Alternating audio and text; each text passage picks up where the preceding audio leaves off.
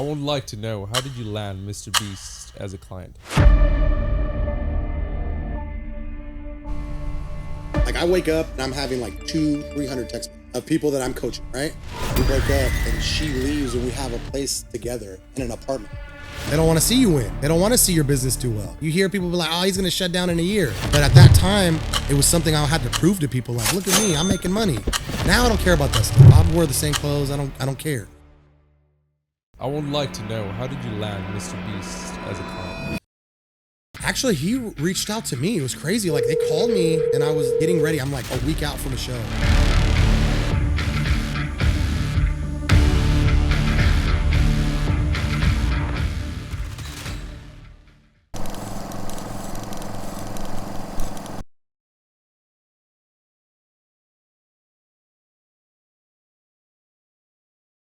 Hello guys, welcome to Confidential Podcast, and I'm here with the owner of the gym, one of the best gyms in the Bay Area, called The Labs. Guys, I walked into this gym and it's truly magical. Towards the end of this video, we're gonna go around the gym.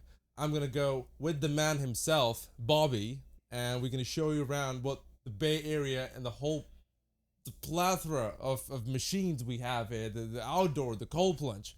We'll get more into that. But before that, Bobby, welcome to the pod. And What's up? Javon, how you guys doing? Good. How are you doing? Besides it's being too hot in here. Yeah. It's all right. But Bobby, I'd like to get into the gym first, and I'd like to know what was that motivation factor that you were like, I'm gonna open something so unique and it's gonna be best in the area? Honestly, just traveling, like just going out to like San Diego and Vegas and going to all these other places, and you see all these awesome gyms. You got Dragon's Lair, Right. You know, you see the gyms in Dubai. Bradley Martin's got one in LA. So you see all these other gyms and you're like, the Bay got nothing, right? Like, why do we not have anything out here?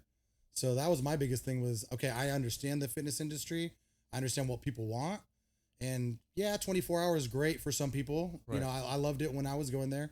You got Fitness 19. I think Fitness 19 and 24 have a certain amount of people that go there. Yep. You got Bay Club, Club Sport. They have a certain type of demographic. And then I feel like we have a demographic of people that want to come in here that are pro athletes, pro bodybuilders, people that are just taking the gym super serious and they don't want to deal with the kids or they don't want to deal with waiting on stuff. Right. So I think a lot of that stuff is like really, really important. Well, let's say if I start coming to this gym and I signed up, will I look like this guy?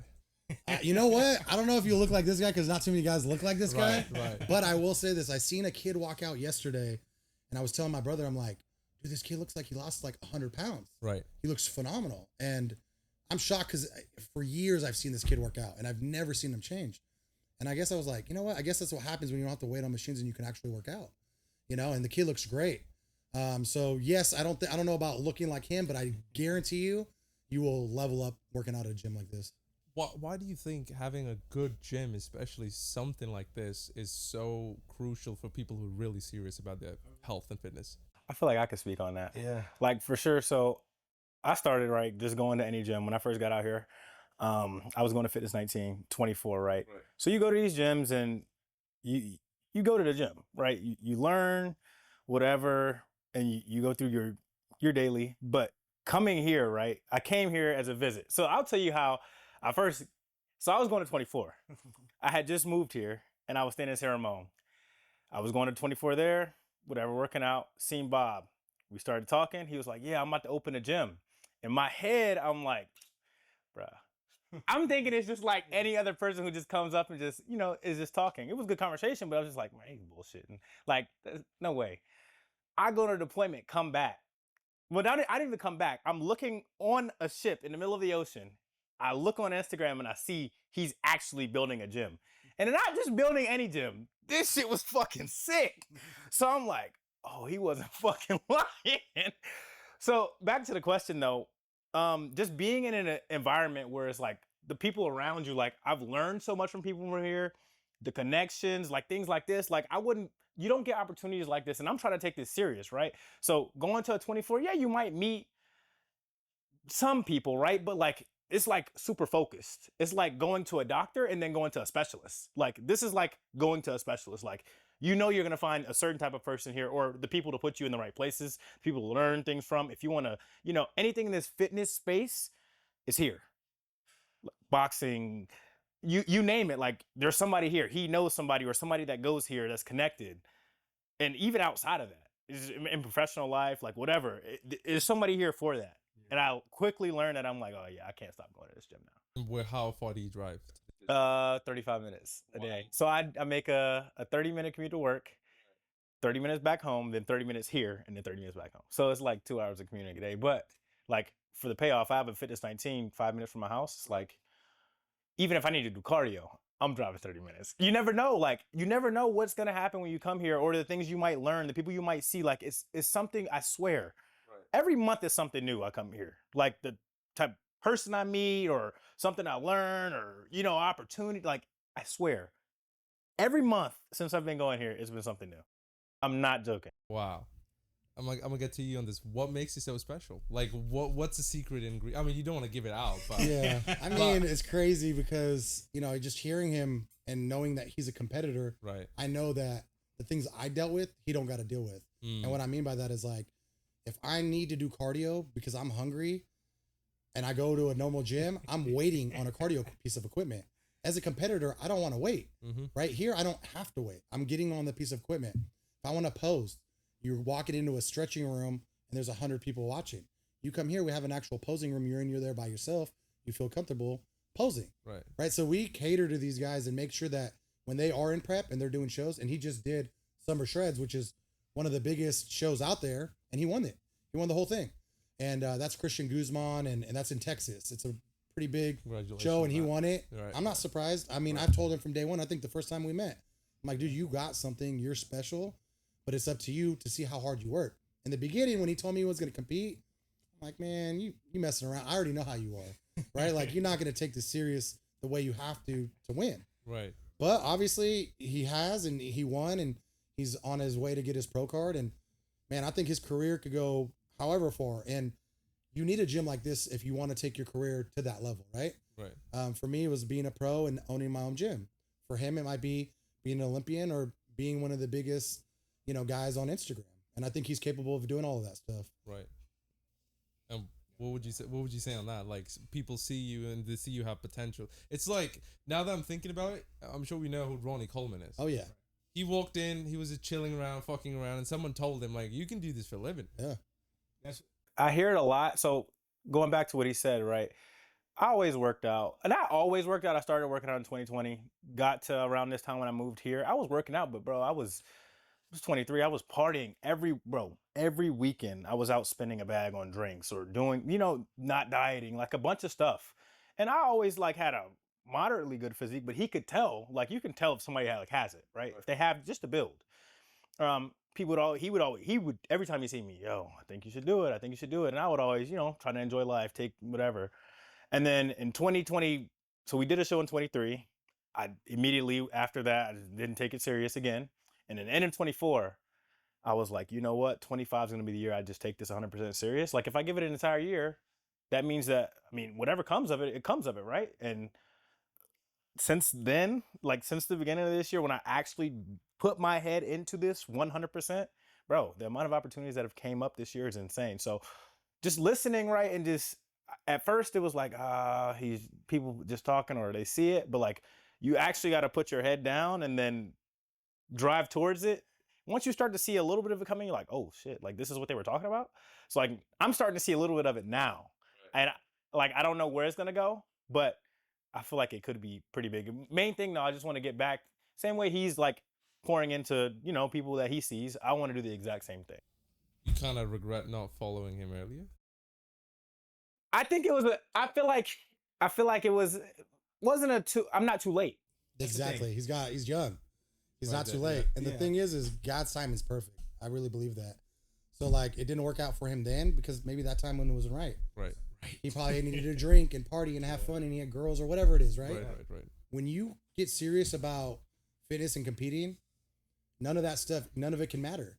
I've lost relationships. I've lost friendships. I've lost, family getting mad at me, right? You got Thanksgiving, Friendsgiving parties, all this stuff, Halloween. You don't get to do none of that stuff, right? But you go, you know what? Let me put all that stuff on the side. Let me grind and do everything I can to get to where I need to get to. And one day when you do have a gym, it's like, it's funny because my girlfriend now, she'll be like, man, you get to sleep until 10, 11. And I'm like, no. You got to understand, like, I grinded and did all of this work to get to where I'm at today for me able to have the luxury of being able to sleep in, right? So some people don't understand that because they think, oh, he's so lucky, he's so blessed. No, I came from absolutely nothing. Like I had nothing. I remember taking change out of my mom's minivan right, just to have enough money to get to work, and then work. And I was a server at the time, make enough money to go pay the $40 overdraft fee I had from my Wells Fargo because I overdrafted, right? So it's like people don't understand. It's like, no, I hustled and grind early part of my life when I was around his age to get to where I'm at now, and that's why I have the stuff I have now. It's because I busted my ass, right? So his time is perfect. Everything he's doing, you know, winning the summer shredding and all that stuff that he's doing now is perfect. And he has this gym to really like sit there and focus. And like he said, every day there's a guy in here that is some sort of pro, whether it's a Jeremy Buendia that walks in, right? We get guys like him who's a 4 or 5 time Olympian giving him tips. You have Rodrigo, he's from France, and he came specifically to work out here. He's like, I'm moving here to work out at this gym. And he was an Olympian, and he's in here all the time. You can pick his brain, right? There's so many guys. We have 14, 15, maybe 20 IFBB pros that walk in and out of this gym all the time. You can pick all their brains. And then we have all of the guys that are trying to be like him, that are trying to move up. They all work out here too. So you have so many people you can talk to and ask questions about posing, eating, water, sodium, whatever it is, right? So I think that's what's so cool about this gym is you just never know who walks in. I mean, I've had freaking Devin Haney walk in here, Marshawn Lynch, it's crazy, Bradley Martin. So we've had like all those people walk in here, and it's cool. So because you're working out, and all of a sudden you look over and Andre Ward's gold medalist is working out right next to you and talking to you and hanging out with you. You get that here, you know? So you talked about grinding. You talked about late hours, early mornings. You talked about how much you had to fight tooth and nail to build and to be where you are at today. I want to go a little deeper into that. So I know bodybuilding, fitness gives you discipline. It gives you a vision. It gives you a direction. It gives you some structure in life that, all right, holidays ain't for me. Halloween, girls, partying, drinking, all of that you have to give up in order to achieve something great. Agreed. But for you, what was that click that, all right, I'm willing to give up everything and put everything on the line to achieve and to be where I want to be? Honestly, it was a breakup. Like, I remember at the time, me and the girl I was dating, we break up and she leaves and we have a place together. We're in an apartment. Right. So at the time, I think it was like $2,000, maybe $3,000. I'm paying $1,500. She's paying $1,500. We're splitting rent. All of a sudden, she's, hey, I'm out, and now I got to pay $3,000 instead of the $1,500, or move back home with mom and dad. And I'm like, I ain't moving back home with mom and dad. So I cut everything, cable, you know, coming in, buying drinks, protein shakes, all of it. I like stopped all of it and just made enough money to basically get myself so I could pay my rent. So that was like my first thing was like, okay, let me just consolidate and figure out how I could pay rent. She dipped out. She wasn't happy for whatever reason, right? Money, all those other things. You know, it's kind of deeper than that. But I'm like, okay, I'm here by myself. I got to work. I got to do something. And I wasn't a trainer at the level I'm at now. I wasn't coaching. I wasn't doing that stuff. I was just a 24-hour fitness trainer. So I was like super worried about making money. And then I was like, you know what? I need to lock in and really take this fitness thing serious. And then I started coaching people. Money started picking up. But it was that breakup that made me decide I want to do a show, made me decide that I need to like change my life and start making money and not have to depend on somebody else, right? It's like every time we go out, her dad was super rich and he'd pay for everything. And, you know, I'd buy her something for Christmas and the dad would buy something better. I bought her Disneyland tickets, right? Right. Her freaking dad buys her, her parents buy her a season pass. So I'm like, always like, I was like, it's crazy, but we're going out, we go to dinner and I'm like, he's paying bills. It's like $400 or $500. And I'm sitting back like, man, I ain't got money like that to pay for everybody, you know? And like, I want to be like him one day. And I'm thinking in my head, like, well, I guess if I marry her, I'm going to be, they're rich, right? I'll be rich too. That's kind of my thought process at that time. I know it sounds crazy, but you're young, you're not making money. It doesn't sound crazy. There's a lot of people that think like yeah, but I was young and I'm like, I didn't come from no money. I didn't have money. Right. So I'm like, we'll be okay. Like, I'll make my own money, but at least, you know, we'll be in a good place. And then I realized, you know what? I don't need her or his money or any of that stuff, I could go get it myself. And that's when like I needed something. I needed God to bring me my knees and go, hey, look, I need to move you. You're too comfortable. You have this normal job. Let's like actually move you. And that's what made me want to be successful and push forward. I think everybody needs some sort of motivation to like go, all right, I got to, kick it out of gear and do something different. So for me, it was that. It was a breakup. Wow. Yeah. For me, it's a little different. I didn't have it that bad, right? So I guess at least from the little that I've accomplished, right? I'd say mine was more focused around family stuff, right? So my family is big in addiction. Right. I've lost 3 family members in the past 2 years off of addiction. Mm-hmm. So just seeing, right, the things that I was doing, one, going out and partying is like, yeah, I have a good job, right? I'm in the military or whatever. I have a good job, right? So I never really had to worry about the money portion. But in terms of seeing how my family was and looking at what I was doing and spending my time on or devoting, I wasn't actually making any progress. Like, so I came from shit, made it a little bit, and got comfortable. So basically I was just flatlining, right? So, and then all my family started dying, and I'm looking at the reasons why they're dying, and I'm just, I'm not an addict, but like I'm doing it. So it's like, well, what the fuck am I actually doing? So I'm looking at everything I got going on. I'm like, well, shit, they put this idea in my head. Like, why not give it a shot, right? This could be, now there's multiple avenues you can go, but I feel like even with this as a baseline, if I could take this discipline and move this shit to anything in life. Mm-hmm. So like, this is just a starting point for me as how I see it. But like, I feel like that stuff, the background and me trying to better my life and not have my kids look at me like, oh, this is, just to the next level. I feel like I was flatlining and now I'm starting to go back up again. So mine is a little different though. Whatever your reason is, everybody has to have something that's going to drive them. I know for me, it's like, I look at my life. I was literally talking to my barber about this earlier. I was like, man, if I never got into fitness, I don't even know where I would be right now. Like, I just feel like I would have been down such a wrong road. And like, I'm so glad and so thankful that God had his hands on me and directed me in the right direction, because fitness truly saved my life. Like, I know people say that, but like, oh, this saved my life. Like, no, I don't even know where I would be if it wasn't for fitness. Like, it scares me to think that, but I also believe like, if you do take this fitness stuff serious, it's going to help you no matter what you do in life. You go into a job interview, you're more confident.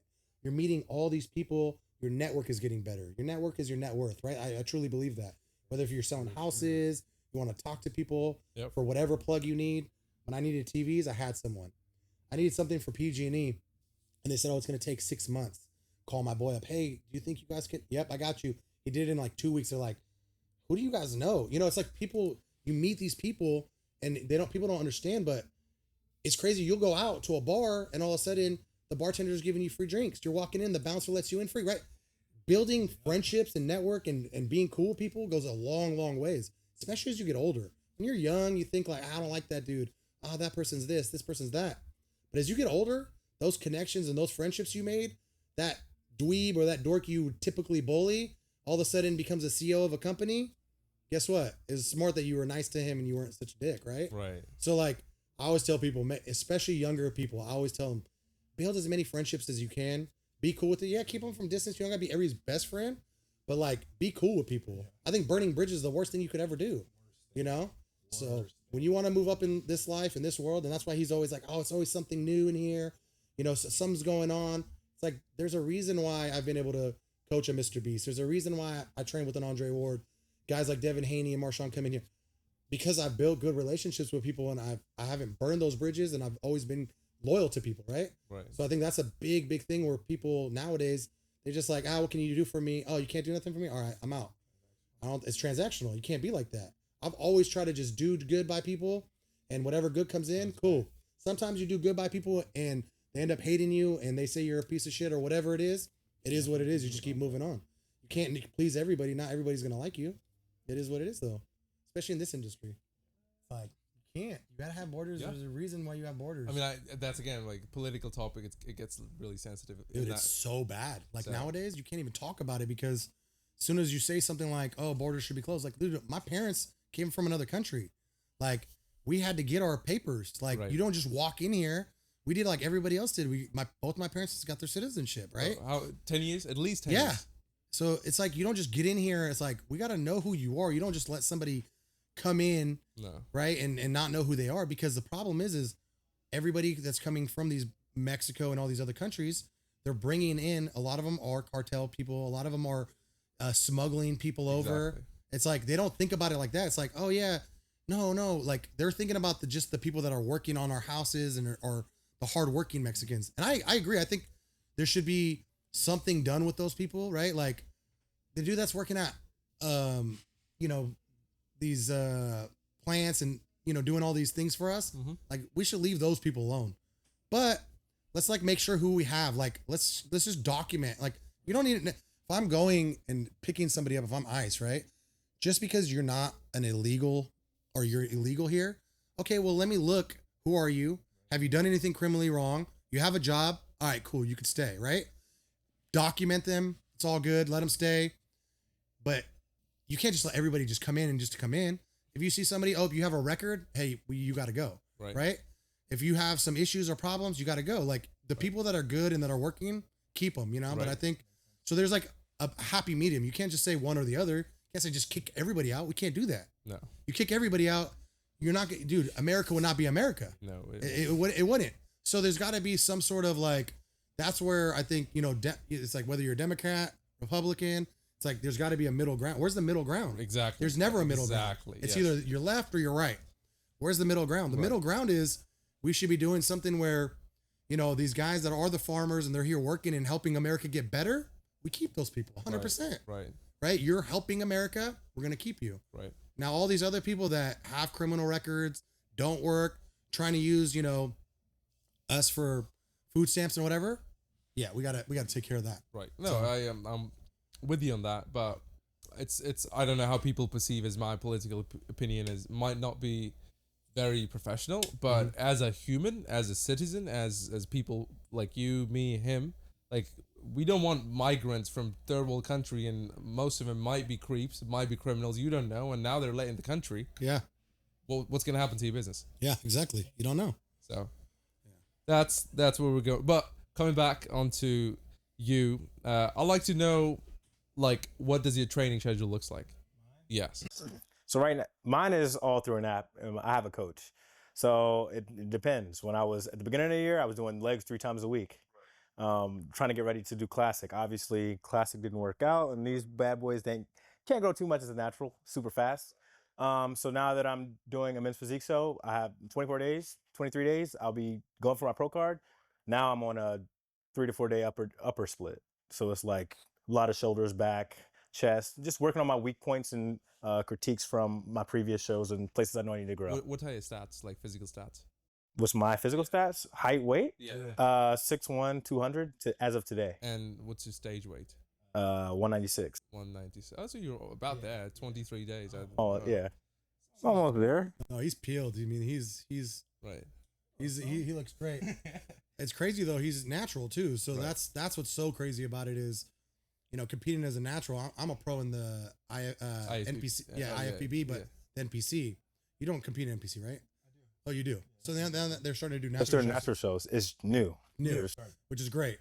But for us, it's different because it's a whole different world. How we train, how we do cardio, how we eat, it's totally different. How? Like, walk me through it. For example, right? Like I can take myself, if I'm doing 2-3 hours of cardio, let's just say, for example, but I'm taking steroids, I'm able to sustain that muscle where he's not going to sustain that muscle. He would lose that muscle, right? There's just like, I feel like food intake, I can get away with eating certain foods. He can't get away. I could burn more calories. For example, if I'm taking clenbuterol, which is a fat burner, that's going to help me burn fat. So I'm going to be able to eat a little bit more. I'm going to be able to do maybe less cardio. You're able to get a dryness and a fullness that a natural bodybuilder just can't get. Especially at that size, right? Like at 190 pounds, sure, you could be peeled and you could look great. Now try to do that at 230, 240, 250. It's going to be very, very hard, right? Like you said, his legs weren't growing the way he wanted them to grow. Well, the amount of size I could put on in my legs compared to him, it's crazy. I mean, for me, it would take me 6 months to build my legs up, right? Right. Take him 2, 3, 4 years. I'm telling you, I'm squatting 500. Legs don't grow. It's like, what am I doing? You know, you put him on gear, all of a sudden he's doing shows at 196. He's doing them at 226. Right? He's got 20 pounds of muscle that he didn't have before. So don't get me wrong. I'm not saying that taking steroids is like a cheat code. It's a cheat code in the sense that, like, yeah, you're going to probably look better, but you still got to put the work in, right? Right. I mean, the same way I'm able to recover a lot easier. That's another thing is like his body, he says, oh, how many days a week do you work out right now? 5, right? And do you split every body part or how do you work out? So it's kind of combined now. So it's back, shoulders, like legs by themselves or legs and shoulders or like some weird. For someone who's on stuff, you recover so much faster, right? So my split could be, I can hit a body part 3 times a week, where he might only be able to get away with hitting his body part 2 or even 1 time a week, depending on his genetics, right? Right. So that's a big difference too. But ultimately, no matter what, whether you're on gear or you're not on gear, you still got to eat really well. You still got to do the cardio. You still got to work your ass off, right? Anybody that thinks, I've seen so many freaking dudes that are on gear, right? I've been in the industry. I'm around the gym all the time that are on gear and they look like shit. Happens all the time because they don't take their food serious. They come in here, they think, oh, I'm going to pop a couple of Anivars and I'm going to look better. It doesn't work that way, right? You still got to put the work in. And anybody that thinks that, oh yeah, you just take a bunch of steroids and you're just going to get big, try it. You're going to get a lot of side effects, right? You're going to, you know, it's not, oh, everybody thinks, oh, I'm just going to jump on and it's going to be great. No, you just got to eat clean. You can't drink. You got to have your water. You still got to be on top of everything. Still got to your sleep, right? So it's not this magic pill like most people think it is, but it does help. Also would like to know how many years did you train naturally without any substance? I was like 24, I believe. So I didn't even start working out till I was like 21, 22. Okay. So I actually got into the game really early. And I'm thankful because, you know, I just got my blood work done, I don't know, 2-3 days ago and everything checks out. You know, I've always been one of those guys. Everything I do is like through a doctor, right? I just see, okay, kidneys are good, liver's good, you know, cholesterol. Nowadays, these guys, these coaches, everybody, you could walk up to any dude in the gym, they could read blood work. It's crazy. These guys understand, you know, oh, your red blood count's high. Okay, go donate some blood, right? Why is your creatinine level high? How do I get my estrogen down? Now it's at the point where, like, when I was early on in my 20s taking stuff, nobody really knew a lot of stuff. Nowadays, you can find everything on the internet. You know, ChatGPT will tell you how to run a cycle exactly to the T and tell you about taking your Arimidex and Novadex and all of that stuff, right? So much easier, so much safer now than it ever was before. But at the end of the day, everything has a risk. I don't care. You know, I don't know if I've took 10 years off my life, right? For all I know, God forbid, but I could die tomorrow. But everything I've achieved in my life, I'm so happy for, because this gym ain't just for me. It's for all these people that work out here. You know, I have so many members and staff and all this stuff that I've done through competing and, you know, taking stuff. And I don't think I would have been able to do it without taking it. Not saying you should, because I don't know what, at the end of the day, what the total effects are. I would rather go his route and be natural and look as great as he is. I didn't have those type of genetics. So for him, he could go a different route and still be just as successful, especially winning summer shredding. And he has this personality and, you know, social media is bigger and now you could do it. It's even more impressive when you do it as a natural, right? So I feel like the space is opening up too. Like with NPC starting to do natural shows and, you know, like how I'm seeing it, right? And another reason why I'm going hard on the natural route is you look like when kids look at the greats, right? You look back and past, like, all you think is Arnold and Ronnie and all these people, right? They're on steroids. You look up, you're like, oh, fuck. Like, the only way I can get here is if I do steroids. Now I feel like and there's always been a natural federation, WMBF and OCB, right? But let's be honest. No one's taking those federations serious. I'm going to just be honest with you. Like, you go to OCB Pro Card, nothing against it, but it's like, okay, what'd you do? nobody right? cares. Like, it's like, let's be honest, right? So with NPC/IFBB, like, putting natural faces there now, I feel like this natural space is going to grow, and it's early, right? So if I'm one of the first people there, right, I have a chance to be one. If I'm speaking it into existence, like now it's kids that are coming up that are going to look like, oh, like this guy, I want to look like him. Oh, he's natural. Oh, it's attainable this way. Like Now it's going to open up the natural space. Not saying it's anything against, people can still, that speeds it up.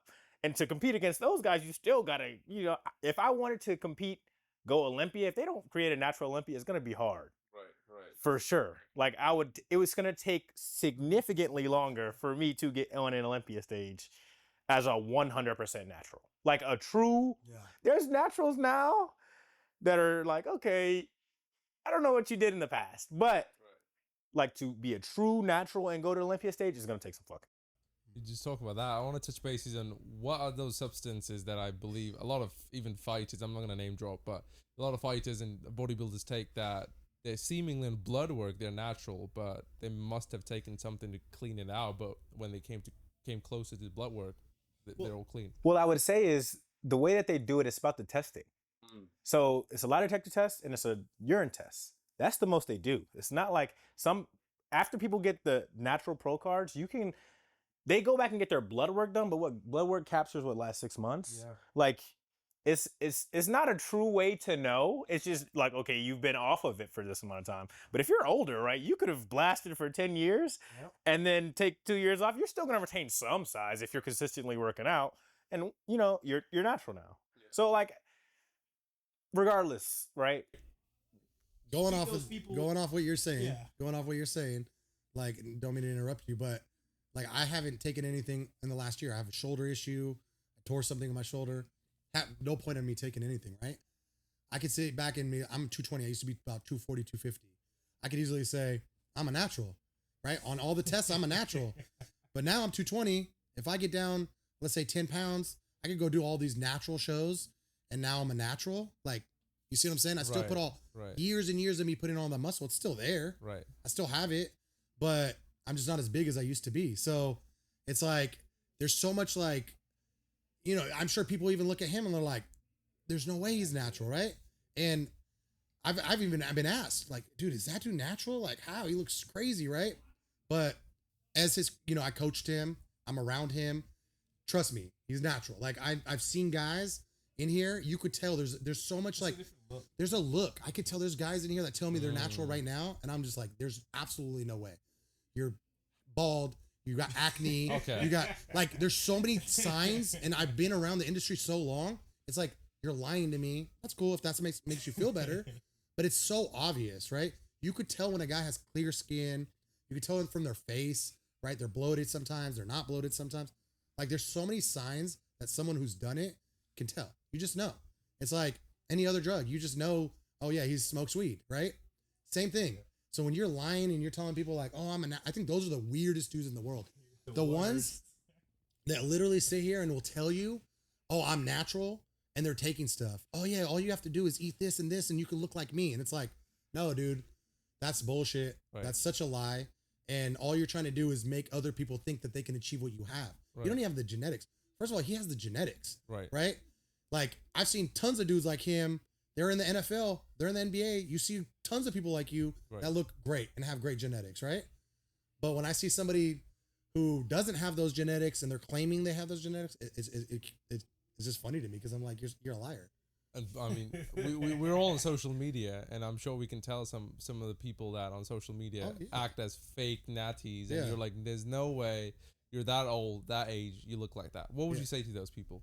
I mean, there's one that, I mean, obviously the most popular one, right? Like, he's cool as heck, so I'm not going to talk no trash or nothing. I know that. I honestly think he does it in a way that's made him so big. Right. And it's smart. He's like trolling in a way, right? Never have to admit. Like, why would you? At this point, you've gotten so big from that. Right. That's like who he is now. People know him for that. Yeah. So, like, I respect that in that sense. It's like, if you're dumb enough not to know Liver King or him, or on stuff, then that's on you. You're just that dumb, and it is what it is, right? But for anyone that believes that dude's natural, you just don't understand, and you haven't been in the game, right, to understand. But him saying that is he's just trolling you, right? You cannot look like that, right? Go back and look at the best. Go back years and years and look at all the best looking guys. They look nothing like that, right? So how all of a sudden you look like that? I think I might know. It's duck eggs. Yeah, right. So that's crazy. But it's funny to me. It's like people will say, Liver King. He's sitting there swearing, take this. And he got rich.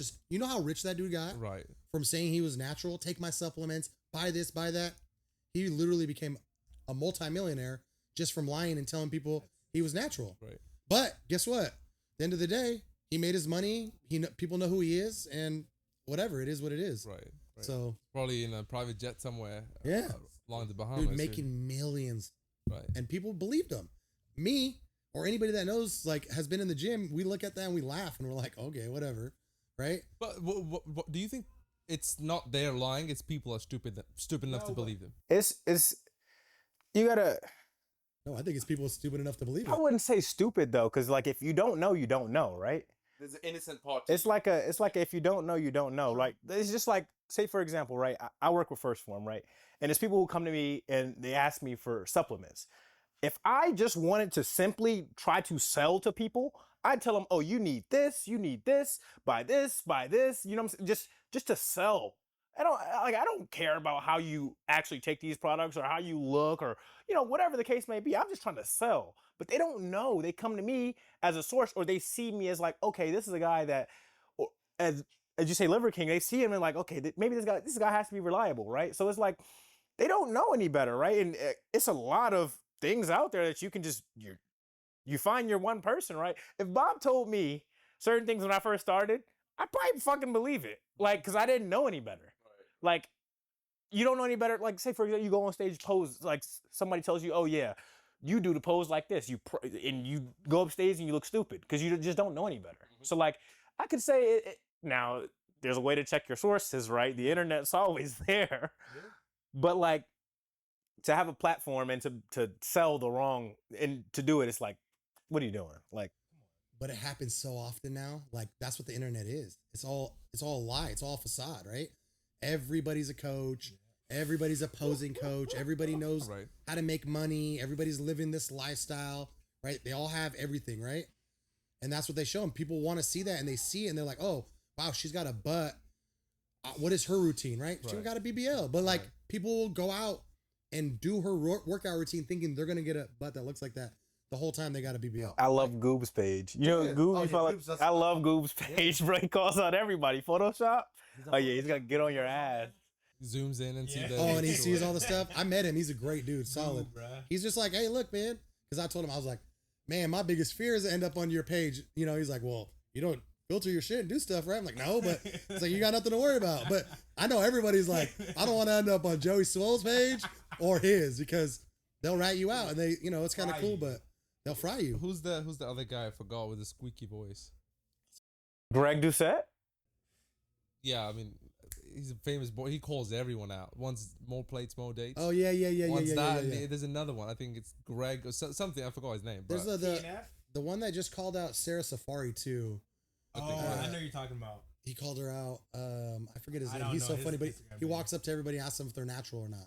That too, but there's another guy from Canada. I forgot. Like squeaky, a little older age. But anyway, I can't think of it right now.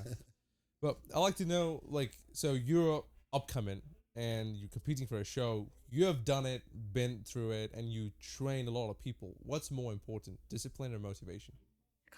Ooh, that's a freaking good question. I think if you're disciplined, you don't need the motivation. So, like, if I'm I wake up and I have a routine and every day I'm doing the same stuff, it's like, why do you really need the motivation, right? I guess I can counter that right now, right? Like, I have discipline, right? Military background, whatever. Like, but I'm not gonna lie to you.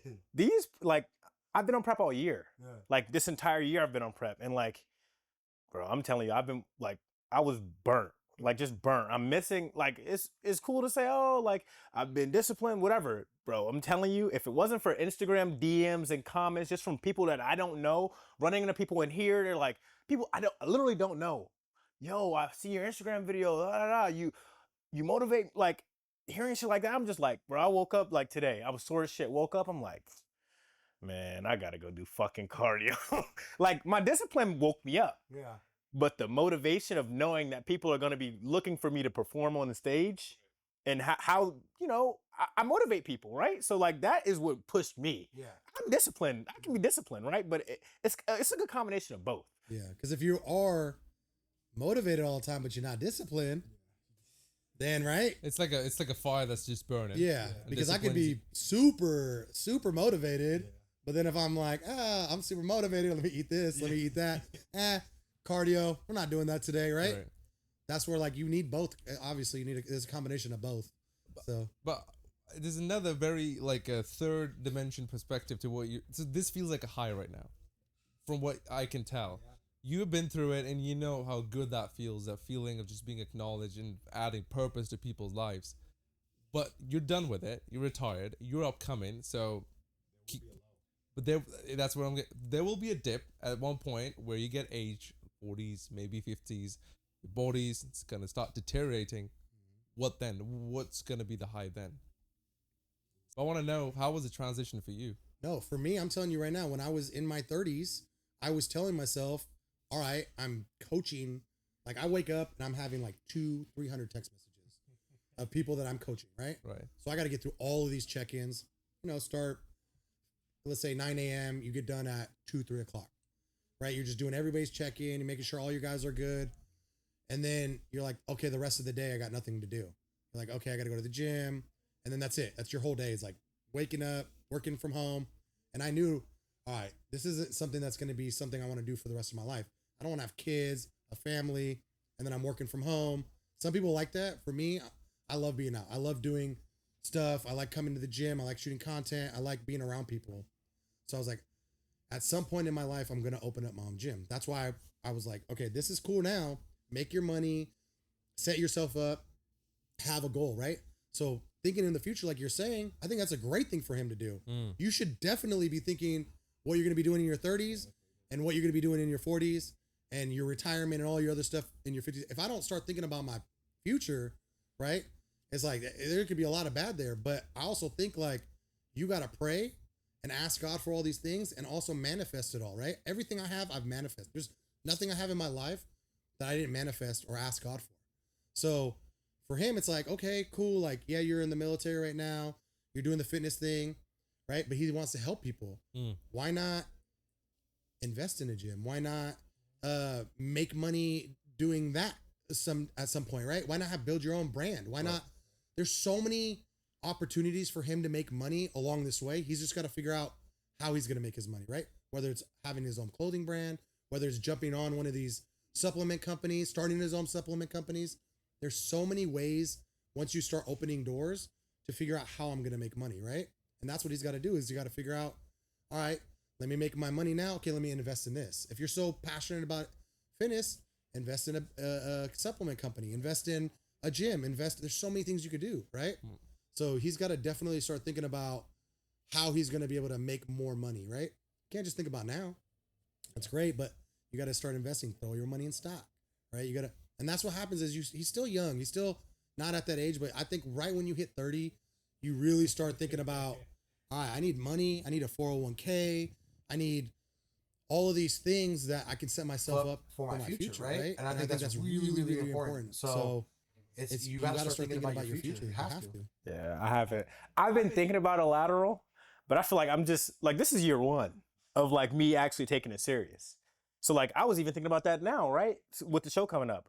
I planned this entire year off of getting the pro card, but now I'm thinking like, now that people are asking me like, what do you have planned for 26? I'm like, I've been so dead locked in on November 22nd that I haven't even fucking thought about what's gonna come after that. I get a pro card or I don't get a pro card, right? Can I coach? Can I go do this? Like I'm looking at modeling stuff. But I have opportunities now for sure. Like the doors have been opening up. But now I just got to figure out how do I capitalize on all of these things. So it is coming, and it's coming really fast though, because it comes up and opportunities, the doors have opened, but they can close really fast.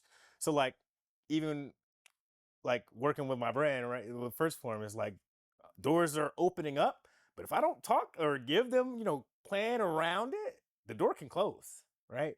So you have a good point. I got to think about it. But if you're not thinking like how I would be thinking at his age, is I'm thinking, all right, if I win this show, I'm going to win this show. At the end of the day, you have great genetics. He's going to be a pro, right? And if he does it at this show, at some point, he's going to be a pro. There's absolutely no way he's not. All right, cool. I got my pro card. My social media is growing. All right, Young LA.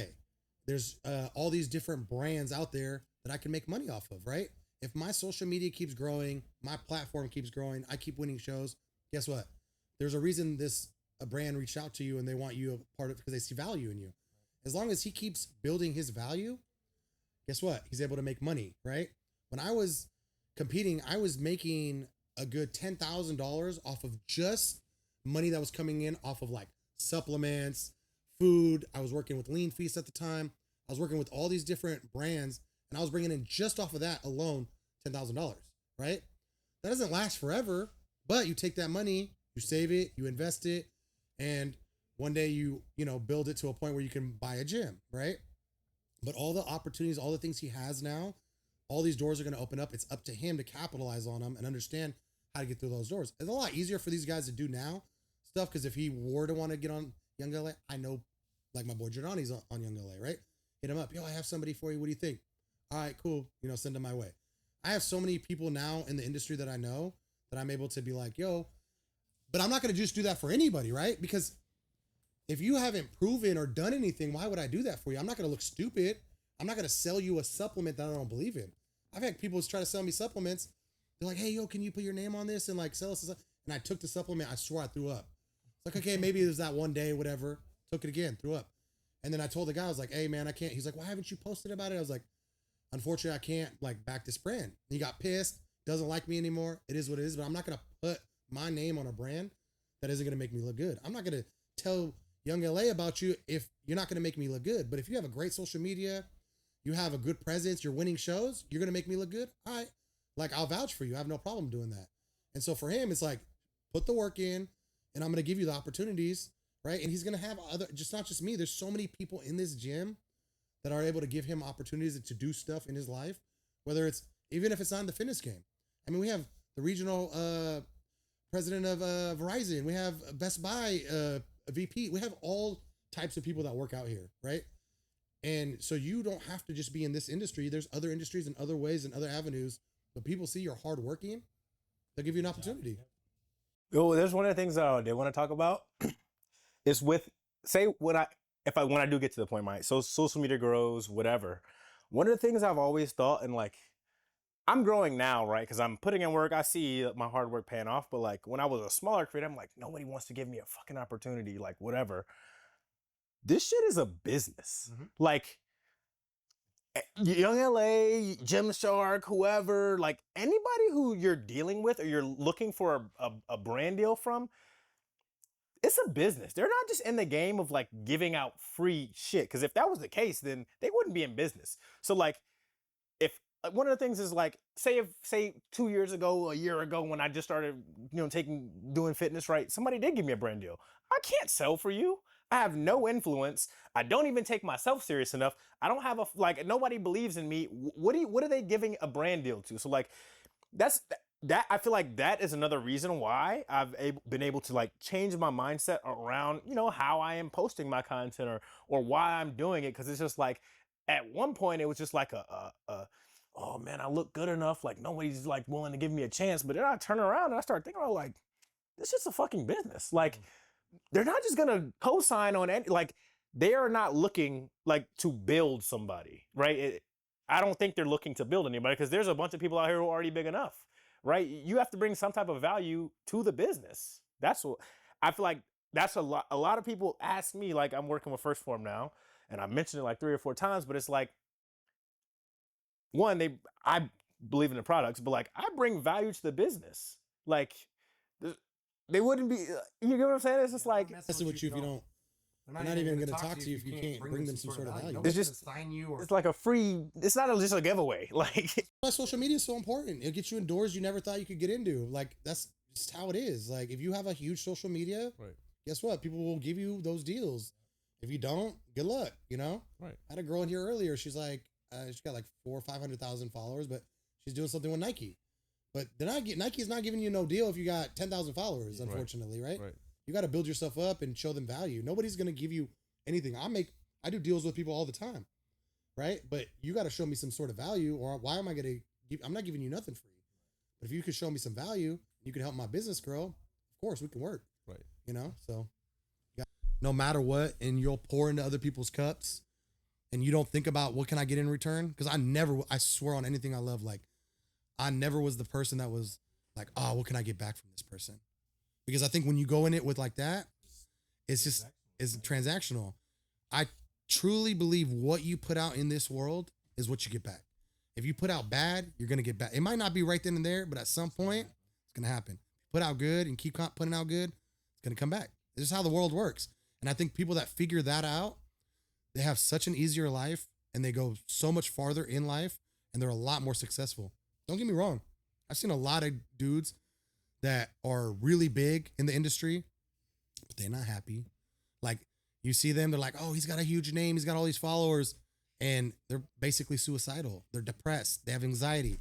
They have all these problems. Right. You don't see all that. You just see their social media and this crazy thing. Yeah, you perceive their value that where they might be somewhere at a higher place than you, but mentally they might be fucked up. Yeah. Right. There's a kid, he was honestly supposed to be the next C-Bum.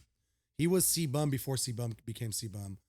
His name's I forget his name. He's huge on social media though. He's not from here. I believe he might be from Canada.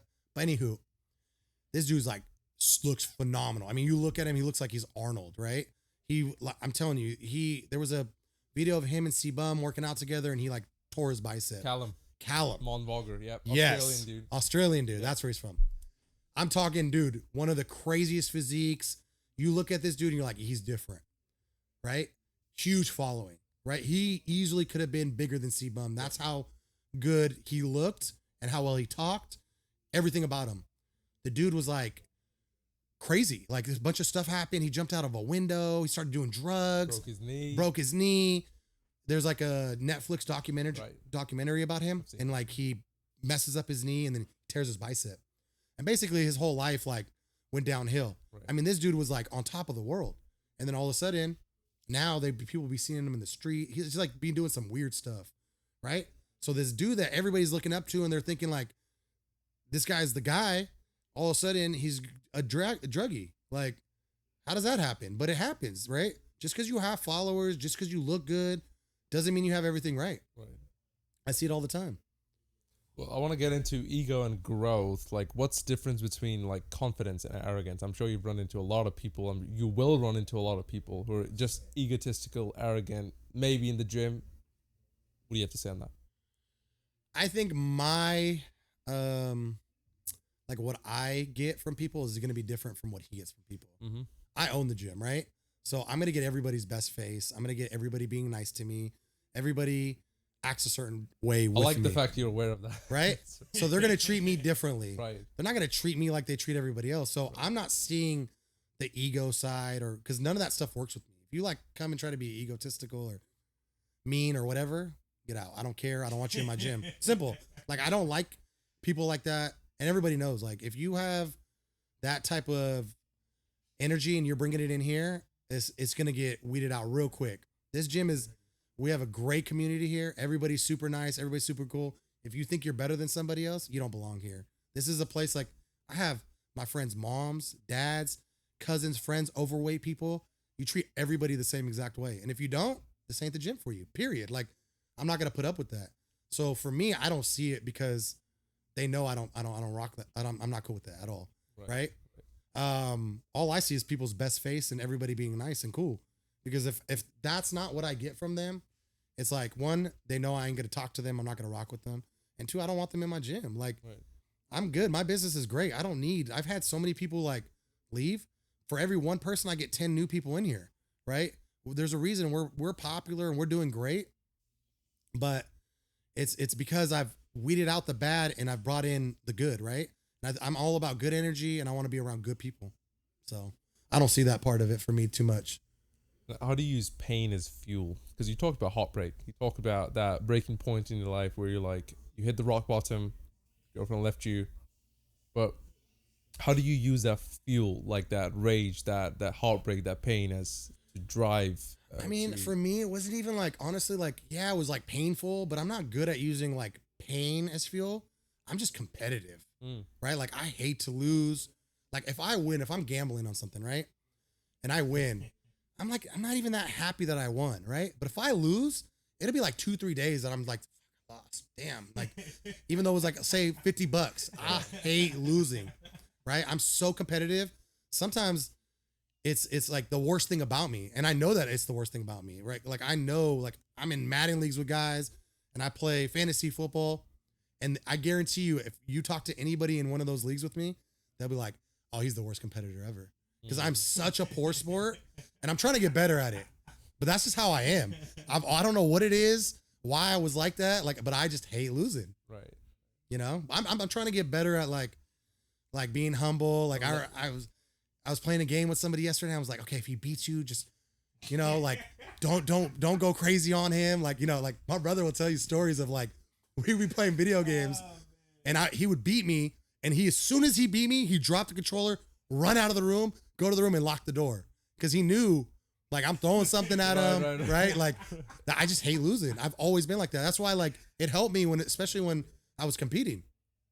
I would be doing so much extra cardio, lifting so hard. And you also hear the chatter and the noise and all that stuff.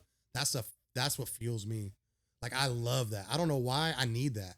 And when I don't have it, I'm just not my best version. I just don't know why it is. I haven't gotten any of that. Yeah. Like, I haven't had any actual negativity. I guess it's because of, I surround myself with good people and I filter that shit out. But like, I haven't had anybody that's like purposely like negative, because that shit fuels me. That shit also fuels me too. Like, that's the reason why I'm in the military now. Have you ever had your heart broken? Yeah, for sure. But that was a long time ago. That's what actually got me in the gym. That's what actually got me in the gym. At the core, I think all guys are very simple and same. Yeah. Like, all of us. Yeah. How can a trainer go from 0 to 6-figure business without relying on social media? That's hard now. Without social media, you got to work for like a brand that's already, maybe an Equinox, a Club Sport, a Lifetime, something that's already established and is able to like kind of feed you.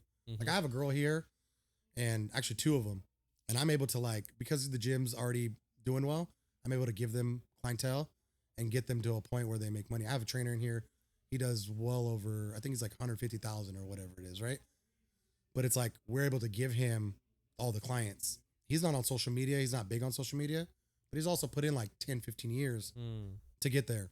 So you can do it, but it's got to be, somebody has had to be built up for you to get that reputation of, oh, I want to work with this person, right? To lend you the helping hand. Yeah. But outside of that, very hard. All my business, everything from this day, the lab, my social media, all my online training, all came from social media. All of it. Every dollar, every money, all the sponsorships, all from social media. Because at the end of the day, I'm able to post a before and after of somebody, and someone sees that and they go, all right, I want to be with it. I want to train with this person. And then they hit you up, give them your prices.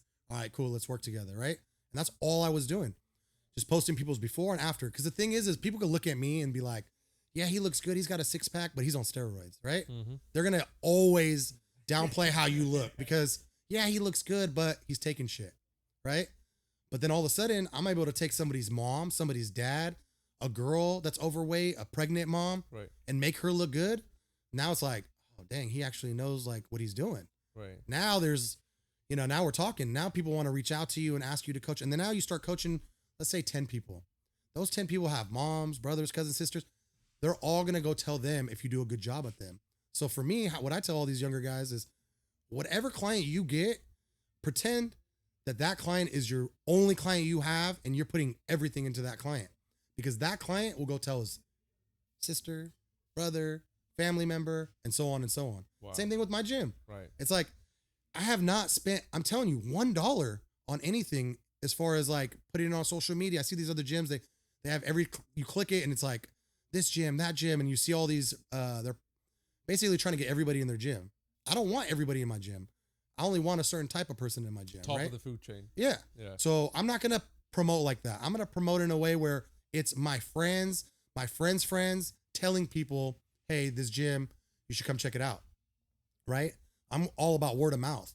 And that's what you do is if you have a good reputation and you're able to post stuff that people see on social media and they're like, wow, that looks really good. I want her body. She was really big and she was 160 pounds and now she's 120 pounds. That's what I want. I want to look like that. And people, the dads want to see a picture of a dad. The kids want to see a picture of a kid. or an athlete that looks better, right? So you got to be able to relate to people. If you can't relate to people, good luck, right? If I'm only relating to people who take steroids and bodybuilders, man, there's so many good coaches out there, the Omar Venturas, the Ariels. Right. Why are they not going to want to go with this guy who has 20, 30, 40, 50 Olympians? Of course they're going to want to go to them.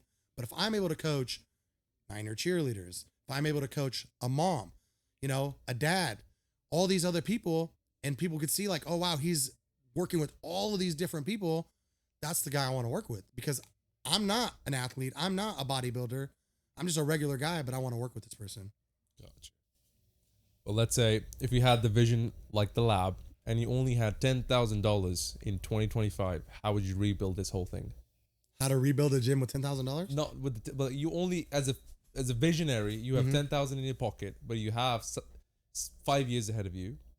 With $10,000, how would you build this gym? What moves would you make? I'm in the same spot. So I would like what I did. I would build my online business first and make a bunch of money off of that. I would dump everything into my, like, here's the thing. If you're a trainer and you're just training, you can only make so much money, right? Like, I want to train online. And the reason why I was training online is because I was training hundreds of people. Right. Hundreds. And I would wake up and I'd have to go through 200 check-ins, right? So I would split my people up. I'd be like, all right, you're checking in on Mondays and Wednesdays. You're checking on Tuesdays and Thursdays, and so on and so on. So now everybody's not checking in with me on the same day. So I'd spread them out. So I'd have about 200 check-ins a day. I know it sounds crazy, but if you make them do all the information and give you everything, Right. your check-ins aren't going to be that fast. They're going to be quick. How many clients did you have at one point, like the most, if you had to put a number on it? 700 to maybe close to 1,000. Yeah. I was coaching, bro. I was pulling crazy money. Like, it was insane. I mean, I was literally living a lifestyle where I would wake up and I'd get on an Uber and get into an Uber, right? And I'm sitting there and I'm texting my client, right? And then all of a sudden I get to the airport. I'm sitting there texting all my clients, getting all their stuff, right? Get on the airplane. I'm texting my clients, getting all their information, their programs, this, that, and the other. Right. I'm in Miami, partying, hanging out, doing everything, going to the clubs. And now I'm still taking care of my work during the off times that I'm in the Uber and the flight and all that stuff, right? Now people are like, dang, he's at a club, he's popping bottles, he's having fun, he's doing all this stuff. And then the next morning I'm in the room doing my cardio and making sure I take care of business. And then guess what? I'm back on the Uber, doing my check-ins. I'm back in the plane, right? Like, and I'm doing all this stuff and I'm working, but I'm still having my fun and I'm traveling and seeing the world. And I'm making so much money that people could kind of see like, oh, this is the coach I want to be with, because not only is he able to go to these crazy places and have all this fun, but he's also able to live a lifestyle outside of just the bodybuilder. That's the one thing I never wanted to be. I never wanted to be just a bodybuilder, right? I hate that. Like, I'm so much more. Something that I agree with, like with him, it's, you're not just a bodybuilder. You have this great personality. Show people that personality. I promise you'll grow. Like, if you constantly, the person I see in here, the laughing and the funny guy, and if you're that guy, I promise you, people will get to know that person. They're going to like him and they're going to follow him. Right. If you're trying to be somebody in this box, you're not, and you're not going to do well, and you're going to be like everybody else. You got to be different. That's the guys that grow and become big on social media. They're different, right? So you got to be different, and you got to pick your lane. And I never wanted to be like anybody else. I wanted to do my own thing. So that was for me, was like, don't be like everybody else. Do your own thing, and don't worry about what other people do. And that's like my biggest thing, is like, if you're a trainer, stop looking at the other trainer and saying, oh, he's showing, look at that stupid thing he's showing them. Oh, that trainer's fat, or whatever it is, right? Stop worrying about what other trainers are doing. Worry about yourself. Worry about your business. Take care of your clients. And I promise you, your business will flourish and you'll do great. If you start looking at other people and this guy, he's doing this and this guy, I had so many people hating on me when I was training because I had all the clients. Someone would walk up to someone and be like, oh, who are you working with? Oh, I'm working with Body by Bobby. They'd be like, okay. And they probably feel some type of way because they want to make that money, right? But they're already with somebody. So you just get hate from other trainers and people that are doing the same stuff as you. And it's like, don't worry about who's hating on you. Don't worry about what that trainer is doing. Do what you need to do. Make your money. Concentrate on your clients. Make your clients happy. And I promise you, that referral will go so long, and they're going to tell their friend and their friend and their friend. And before you know it, you're going to have this business that's going to be so big that you're making enough money that you can one day open up a gym or do whatever you want to do with it, right? Right. So that's my biggest thing is concentrate on something small, build it, cherish it, take care of it, and then it'll grow and you'll get to where you need to get to. And you talked about having 700 clients at one point. Did you have systems?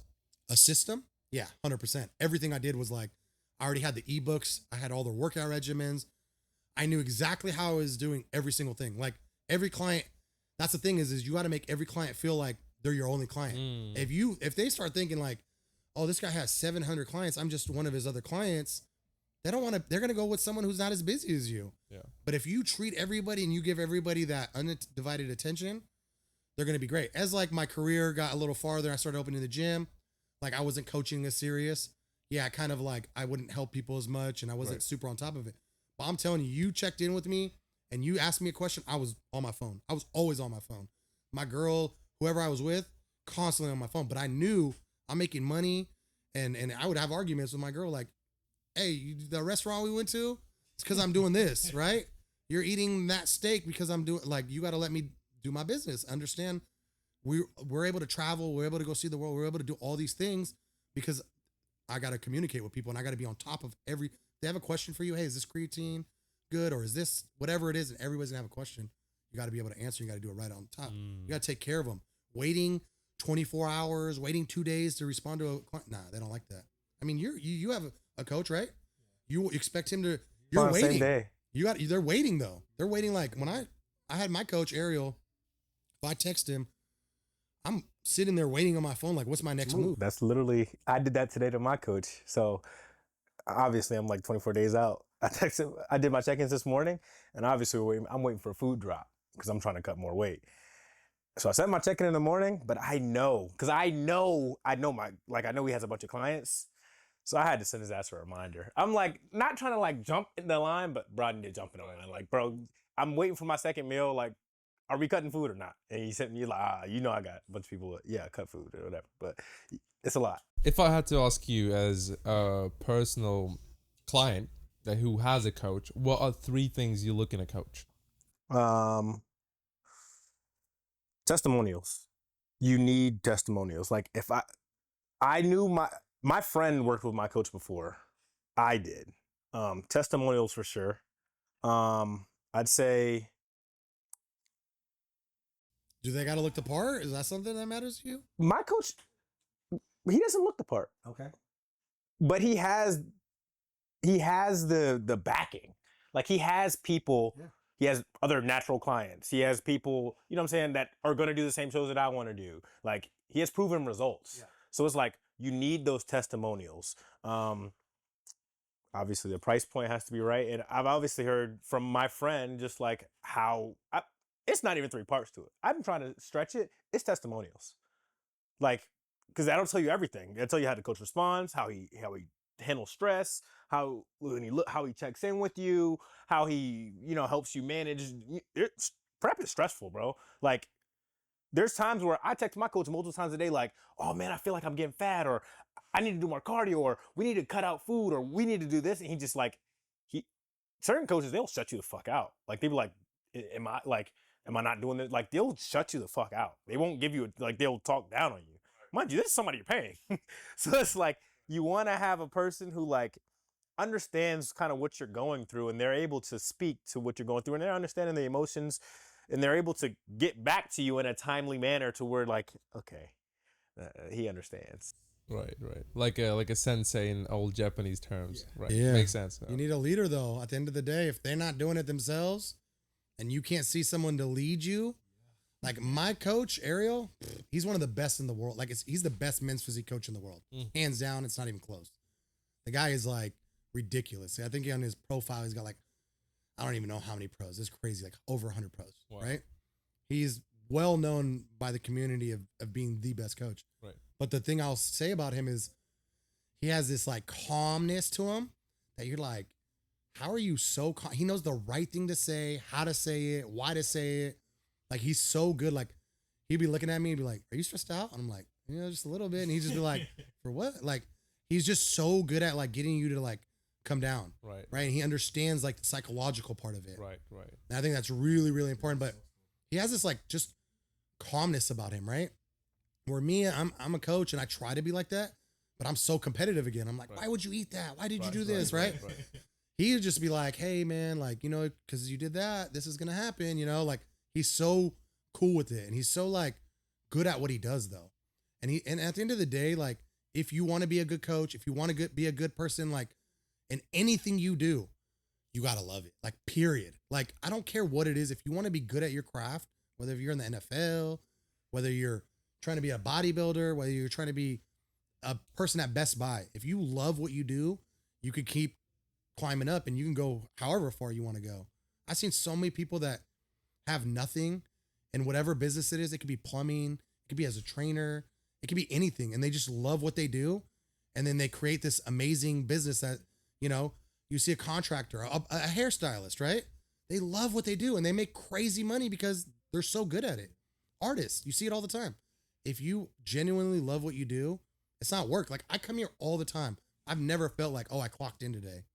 I come in here and I'm like, this is my life. I love this. Like I'm not at work, right? I get to be around people. I get to work out. I get to dress how I want to dress.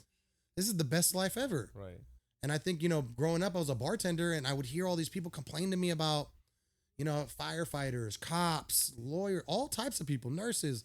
And they'd be like, this happened today. Oh, that happened today. And oh, my boss, this. And, you know, and not everybody enjoys it. No matter how much money you make, sometimes you don't enjoy your life or what you're doing for work, you know, but if you love something, I promise you, no matter what your career path is, you can make money in it. Wow. Everybody told me when I became a trainer, everybody laughed. Right. Oh, you're not going to make money. Trainers don't make money. What are you going to make? $30,000 a year? Right. Swear. Cause at that time, nobody was making money. There was not one trainer I could look at and be like, that dude's making money. That dude's balling, right? That wasn't the industry. You go to college, right? And then you get a real job and you make money. When I was serving tables, people would come in and they'd be like, oh, what's up, Bobby? And I'd be there 5, 6, 7 years of working, serving tables. And like, oh yeah, I just graduated from UCLA, you know? And you're like sitting back like, damn, I'm a fucking loser. Like all these people are like going to college and they're doing real jobs. Then I left that job, started training. Still, you're like looking around, all these people are CEOs of companies. They're driving these crazy cars and I'm a trainer. And then I loved what I did. I cared about it so much. And I was so passionate and so competitive that I built it into something where now I have my own gym, right? I'm very lucky to be in the situation I'm in, but I worked my ass off and I definitely loved what I did, you know, but you don't get all of this stuff if you don't put the work in. It just doesn't magically land on your table. But trust me, everybody said, oh, he's not making money. I'm making money, you know, like I made money, you know, and that was something that was like really important to me at the time. Is like people saw me as this trainer and I was a server and I wanted to prove to them so much that like I'm making money. So I go out to clubs and I'm popping bottles. I'm buying jewelry. I'm doing all this crazy stuff because at that time, I'm young, you know, I want to prove to people I'm not a loser anymore. I'm not serving tables. I'm not doing, you know, the stuff that I was doing back then. I'm making money now. So I had to show them by popping bottles, buying Louis Vuittons. And I know it sounds stupid, but at that time, it was something I had to prove to people like, look at me, I'm making money. Now I don't care about that stuff. I wear the same clothes. I don't care what people think. But at that time I did. I cared. Like I wanted people to genuinely see like I was no longer a loser and I did something in the fitness world where like, look, I did something, right? What's the lesson you learned from like being a showman and going out of the way to impress people that you genuinely don't give a fuck about? Like, what did you learn from that? I wasted a lot of money. Like I wasted money trying to like buy these shoes that they sit in my closet, purses, Louis Vuitton bags, all this stuff sitting in my closet I never wear because that's not who I was, right? I had $50,000 watch. Like why? I did it all because it was insecurity. It's because I wanted people to see that I wasn't this loser from Outback anymore, right? I think that was like really, really important for me. It was just insecurities at the end of the day. But I think all of us at some point in our life, we want to show people like, hey, we came out, you know, I didn't make money when I was young and now I'm doing something with my life and I want to show people that I'm doing something. And nowadays, that's what it is. It's like you flex on social media, right? And now my flex is different. My flex back then was, oh, look at my Louis Vuittons, look at my jewelry. My flex is now is like, look at the people's lives I'm impacting. Look what I'm doing for my community, right? It's a totally different, the way I enjoy life and the things that I get out of life is totally different from proving people like, look at me, I'm successful. Now it's, hey, look, I got this kid and he's doing this now, right? He's making money, he's doing this. It's like, I have all these people that depend on me, you know? I got guys that work in here that have kids that they got to support. I have a front desk. These guys want to have jobs that they're able to make money and do things in their life. I want to be able to be a part of that. So my flex is totally different from what it was when I was younger and what it is now. I was naive, I was dumb, but I've learned. You remind me, a quote from Steve Jobs is, people with passion can change the world for better. And yeah, that's the outcome of it. And that's all I want. And even now, it's like everybody's like, oh, I want to open up a second gym, right? People are like, why? You're doing so good. Like, why would you take that risk? My whole life, all I ever did was take risks. And every risk I took, I ended up in a better place, right? So like, and I'm not doing it for money. If I was doing it for money, I could have just kept coaching and stayed at home. No overhead, no worries, no stress. Dude, I've had so much stress in the last year, but I would never change it. But in having this gym, people don't understand like what you have to go through with the city, taxes, this, that, and the other, right? I could have just stayed home and just made money off of the online coaching. I would have been fine, right? I was making plenty of money, but I was like, no, I want to do more. I want to I have all these guys that want to work out at gyms and want to like take the fitness side serious. Yeah. And so for me, it was just like, now I'm going to do more. I want to do more for my community. I want to do more for the Bay. And like, I'm at this point now in my life where I'm like, all right, all I want to do is put the Bay on the map. I want to like people to come into the Bay Area and be like, they got a dope gym. Oh, they have 2 dope gyms. Oh, like fitness is great in the Bay Area, right? Right. It's like, yeah, it's cool in LA. It's cool in Vegas. Why can't it be cool in the Bay? I want to be that reasoning of why the Bay is dope. Right. So that's where it is. I'm at. Right. Yeah. We're looking forward to it. Yeah. Where do you think would be the next location? Like, what do you have in mind? It's so funny though, because like I used to tell everybody, I'm going here, I'm doing this. And now it's like, you don't want to tell nobody nothing because people copy you. When I opened the gym, there was nothing like this, right? It isn't. It still isn't. Oh, yeah. Yeah, but now there is. Like people copy you, people take your style, they try to emulate you, and then they act like you weren't their inspiration. It's crazy, but you know, whatever. You wish them the best, but you know what it is, right? But I see so many places that are popping up that are looking like this. It's like, I have no problem with other gyms opening up, right? It's like, open your gym, do your thing. But why does it got to be just like my gym, right? Right. Why does it got to be identical to what I'm doing? Right. Why do you need the chrome plates? Why do you need the black background? Why does it got to be the same type of look, right? Do your own thing, right? But it is what it is. I've learned, like, when I was young, I'd get mad at certain situations or certain things. Like, as I'm getting older, I'm starting to realize, like, that's okay. That was God's blessed them for that. God's blessed you for what you have. Don't worry about what they're doing. Like I was telling you guys earlier, don't worry about the other trainers. Just worry about you. Worry about what's on your plate.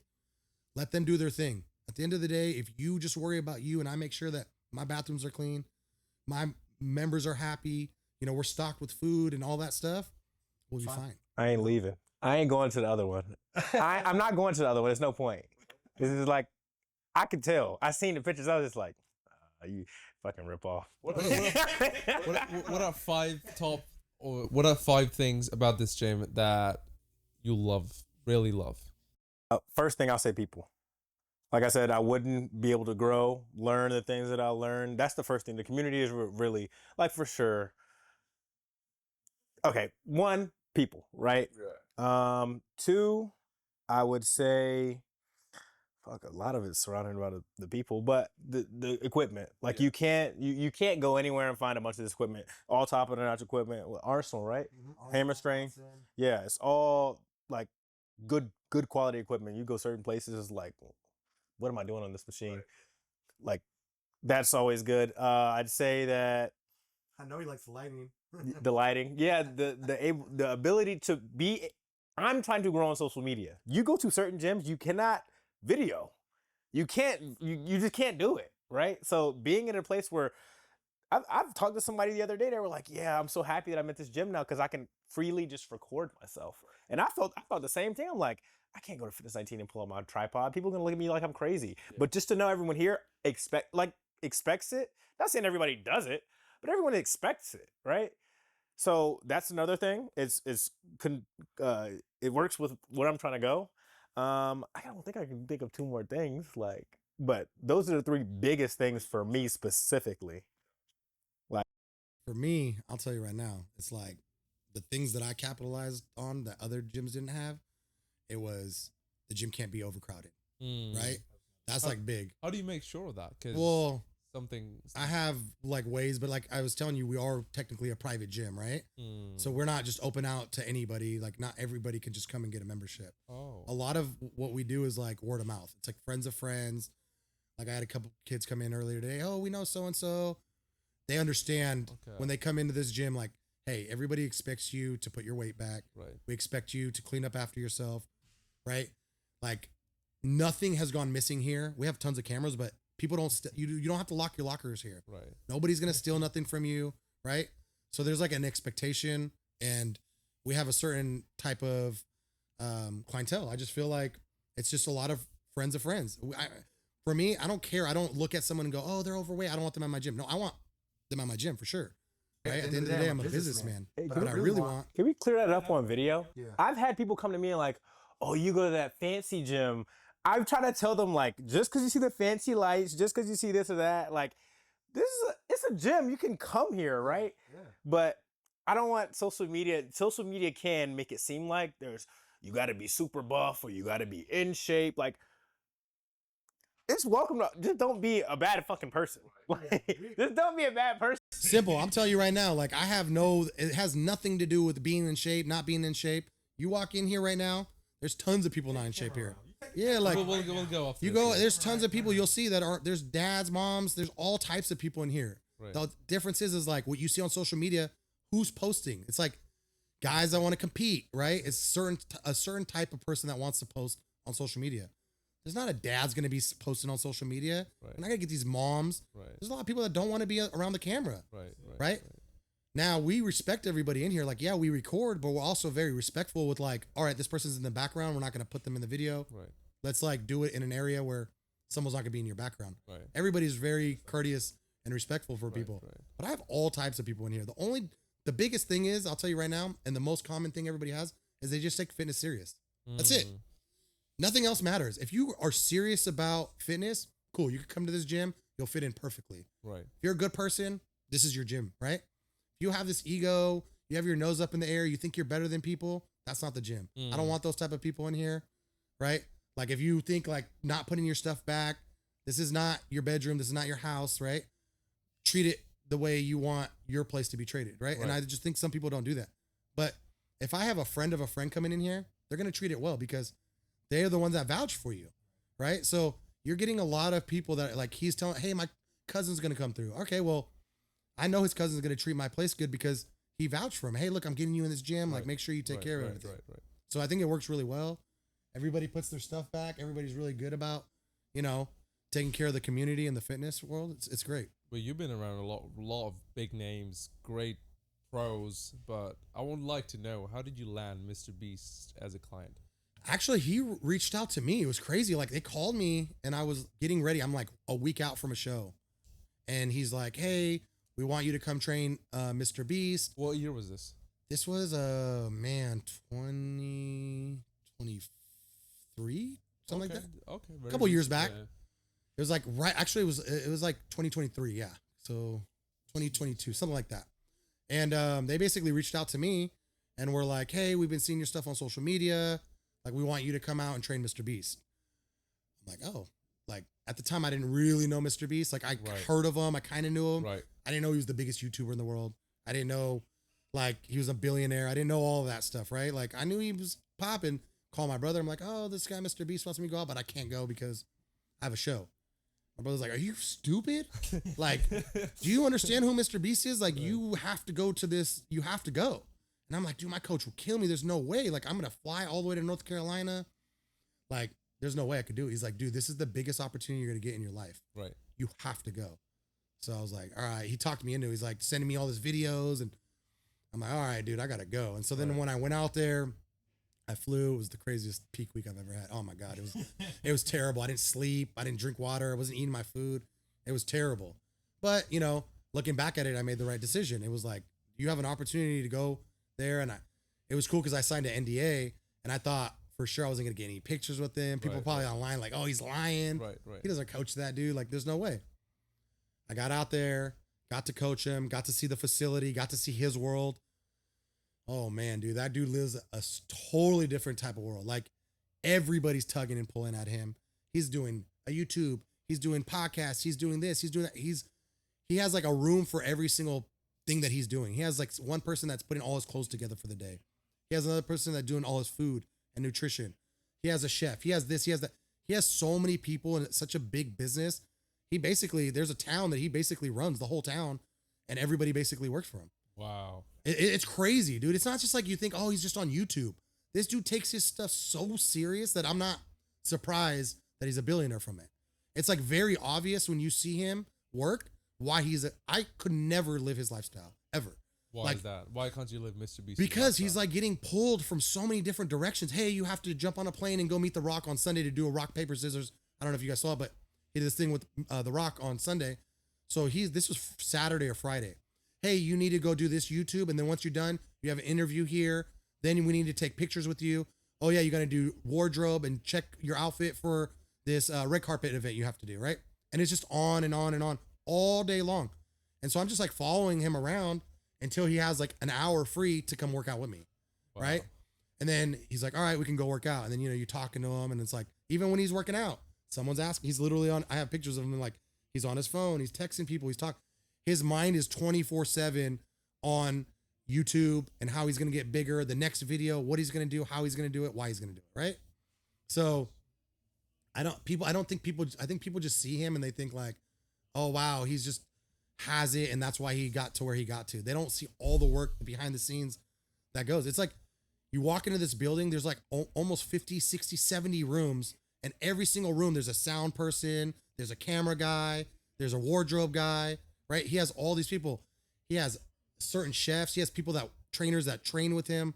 I was hiring people for him. Like I call, hey, can you go out and be a chef for him for the week? They go out there and chef. So I was trying to do a lot of his stuff behind the scenes because I couldn't go to North Carolina all the time. Right. So it'd be too hard for me. But I would be like, oh, I know this person in the fitness world. You can hit him up. Oh, I know this person. They would love to do that. So I knew the people in the world and I was able to like give him the right people. He went into his gym and he has his gym. He's got like dumbbells and kettlebells. And he's like, all right, let's work out. And I'm like, we need more stuff, right? I swear on anything. I remember so vividly. He goes, what do we need? I was like, oh, you need this machine and that machine. Oh, we'll just buy a gym and we'll bring it all over here. I swear. I swear to God. He goes, oh, we'll just buy the gym. And I'm like he said it so nonchalant. I mean, he is a billionaire. Come on. But he said it so like, and he's such a good person. It's not like he's a mean person, cocky, arrogant. No, he said it in a way. He was just like, oh, I'll buy a gym and we'll just grab all their stuff and we'll bring it here. And I'm like, no. I'm building my gym. I have a manufacturer. Like I can get you I'm working with Matrix. I'm working with Watson. Like I could get you a deal, stuff like that. And he was just like, oh, no, I'll just buy it and it'll be easier. Like that's just how he thinks. Like, damn, he wants, yeah, dude. Like he's really like that. He's really like that, I swear. And so, long story short, they ended up ordering a bunch of the equipment I said, like, you needed a leg press, you needed cables and this and that. And so I was able to help him pick out a bunch of stuff. And now he has a really cool gym that's like a real gym. And now I don't know if he uses it that much, but I know his staff uses it. So all the people that work in that building, they come and they work out in the gym and it's pretty cool. But I have videos of it when it was just like a normal little room with some kettlebells and dumbbells and a squat rack. Is he strong? Now he is. He wasn't that good of shape. He had a shoulder injury. Right. But now he's dude, he's changed so much. He looks so great. And I know once you start changing your body and you look good, you get addicted. And I know he's that point now. Right. So he's investing in himself and he has the money to. It's easy for him. All his meals are ready. He's got trainers fly with him, do it at the facility. He's got people doing everything for him. So he's built something. He's built an empire and he has so many people working for him. And he's an important person because if he doesn't do well, all these people are going to starve and not going to do well either. Right. So yeah, the one thing about him is when I met him, he's everything you see on YouTube. He was such a good dude and you don't get that a lot of times. They always say you don't ever want to meet your heroes. Right. You don't, but he was a cool dude, and I'm sure I could have reached out and said, hey, can you give me a post? I don't want to be that guy ever. I've never been one I don't care about clout like that, but cool dude. Do you have a picture with him? Do yeah, you post picture. Online? Yep, online. Oh, okay. I post. I have go my Instagram. There's a MrBeast button, and you click it, and you can see all the videos and his office and everything I'm talking about. Wow. So it was cool. I mean, weren't you supposed to show that if you signed an NDA? I don't think he knows it's on there, but like he don't care. I think they did that more like, this is like 2 years later. So I posted it like 2 years later. Like he's not tripping off of that. You know, I think they signed those things because, you know, like they want to protect themselves, right? They don't want to be like, if I'm sitting here talking bad about the dude, that'd be one thing, right? Right. But I got nothing bad to say about that guy. I've met a lot of people in the industry. Right. Him and Michael Hearns was top notch. Michael Hearns was super cool. What was the experience with Michael Hearn? He's just a cool dude. Like you talk to him like he's a normal guy, but he was willing to do whatever he could to help you. That's what I loved about him. He was like, pulled out his phone. He's like, let's take a video. You know, like he's the one that's on there recording you. And you're like, the whole time you're like, man, I want to get a picture with this dude. I want to get a video with this dude. I want to post this, right? But instead of me like worrying about it, he just was like, nah, let's do a video. And he like sent it to me and I was able to post it. And he was talking about the lab. You guys got to come check out the lab. So it was like really cool. Like he's the type of guy that wants to see you succeed and wants to see you do better. What would you tell people on the internet who are watching this that what side of Michael Hearn they don't see?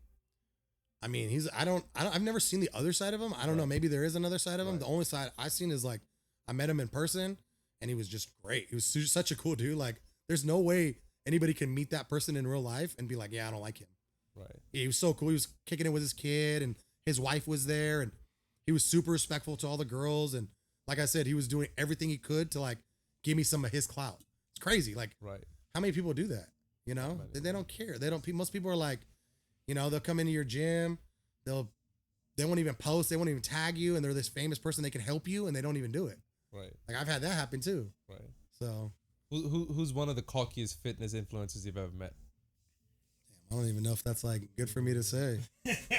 I'm not say some guy from LA, you know. Yeah, some dude from LA. Right. But you know, he came in and I couldn't believe like, dang, you have all these people in here that want to meet you and want to rock with you and take pictures, and you kind of just big leagued and act like, yo, like I'm so good that I don't need to say hi to anybody else, and like I'm the owner of the gym, and he was like kind of like standoffish with me, you know, which was crazy to me. But guys like Jeremy Bonilla though, like I met him, he was awesome. Like I've had a relationship with him for a while, but when he came in here, he showed me nothing but love. Like put me on his YouTube, posted my gym, said a bunch of great things. He opened up his own gym. Wow. Yeah, he came in here, saw my gym and was like, yo, I love this. And you know, he's like, I'm thinking about opening one up. And I was like, dude, you have to. And so like we talked back and forth and like, bro, I'm so stressed out. I'm like, trust me, it'll all be worth it. Just keep building, keep doing everything you're doing. He's like, the painters didn't come today and this happened. And he's all this stress, same stress as I had, right? And now like he's doing great and his gym's flourishing and I knew it would. And now he's got his kids in there and his wife's in there and, you know, he's living this great life and it's great because, you know, he's older, he's mature. I know a lot of people didn't like him when he was younger or whatever. He had some like issues back in the day, but he's changed a lot. And like, he's shown me nothing but love. Solid dude. Awesome. Yeah. And what would you say for yourself, like for a guy who's upcoming and who's entering the fitness industry, would you say there's a side that people don't know about? With what? With fitness, with like psychology, with mindset, with probably being lonely because now you're not not with a lot of those friends that you once were with. But there's a dark side because if you want the day, as in your legacy, as in your achievements to be brighter, I mean, sure, everyone has a dark, lonely face.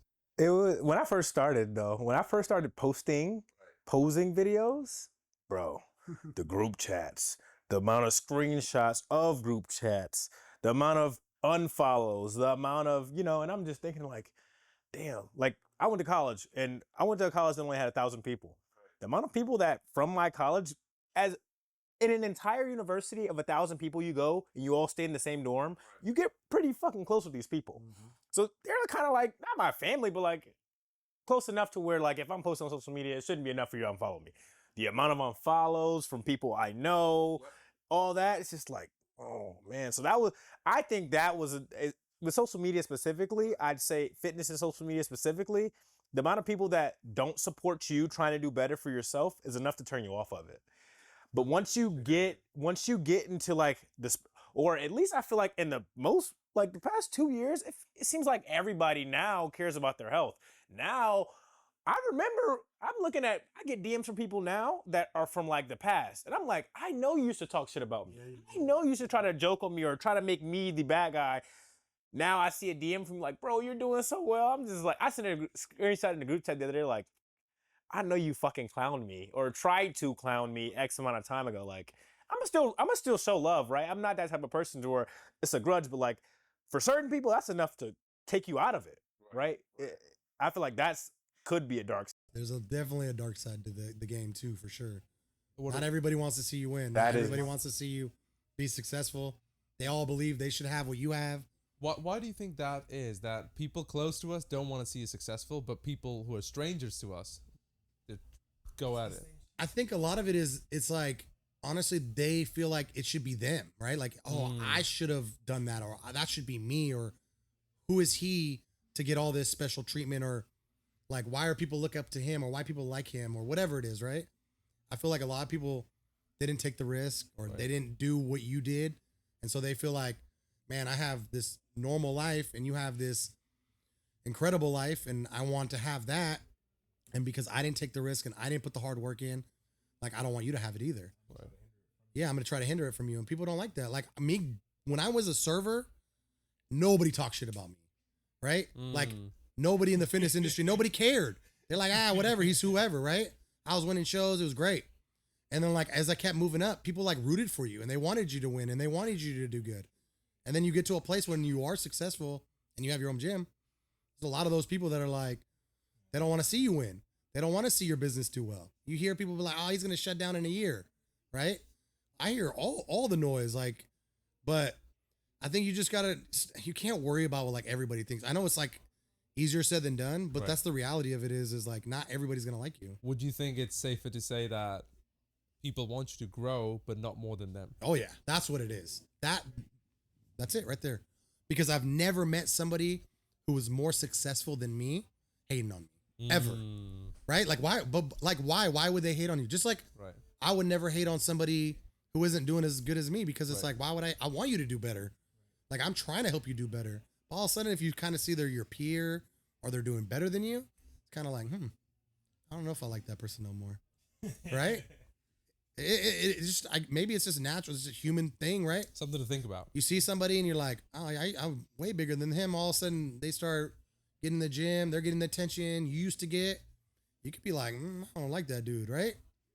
I think a younger me could easily see somebody else getting more attention than me and me feel some type of way about it. Right. Now I'm older and I'm like, nah, I hope he gets to feel the same feelings I felt. Right. Like everything this dude goes to, I hope he feels the way I felt. Because when I won these shows, man, I swear to you, I'd be in like my little hotel and I have like all my candy and all my stuff out. Right. And I remember just sitting there crying of happiness. And not a lot of people have cried of happiness, right? And this industry you can definitely do that. Like you can genuinely cry of happiness. And I want everybody to feel that. I think about it. Like I think about the pro card day. Yeah. I swear, the other night I was like just sitting in my bed and I could just feel like my face, you know, that tingly feeling. I'm just like, damn, is this what I'm gonna feel when I get, like, I'm thinking about the pro card win. Like, I'm like, I ain't never been no crier. I ain't never cry. I don't be crying for shit. But I'm like, man, they gonna catch my ass up there boo-hooing. Guys, you made it. Feels great. You've lived it all. You lived the dream. I'd like to ask you, if you're standing in front of every 18-year-old kid with a dream, what's the one message you leave them with? Me? I would say,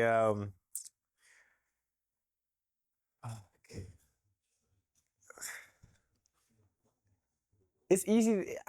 I feel like you need to experience some stuff. So it's easy for me to be like, just automatically just like focus yourself. Yeah. Like that's not, like, I feel like I wouldn't be the person I am if I was just like straight out of like 18 years old and I just started, I'm locked in. Like maybe I'd be like a lot more like in the right direction, but I feel like you do need to experience some things, right? So I'd say have an open mind about, you know, things and people. Don't like, you know, give people the benefit of the doubt. Do good things for other people. Take risks. I'd say, and for sure, take yourself seriously and think about the future of, you know, the actions that you do today for sure can impact you, but like that doesn't mean don't live.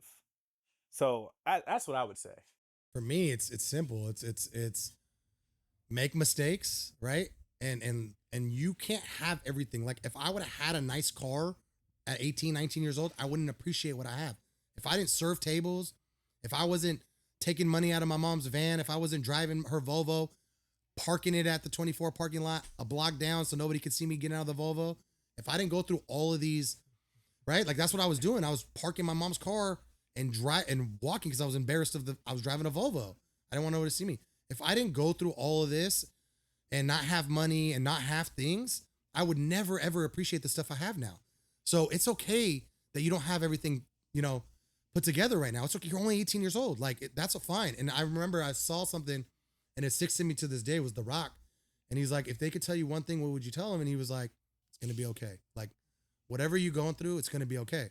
And that was the biggest thing. Cause I remember there would be so many sleepless nights where I was like, I just don't want to be a loser. Like I'm serving tables.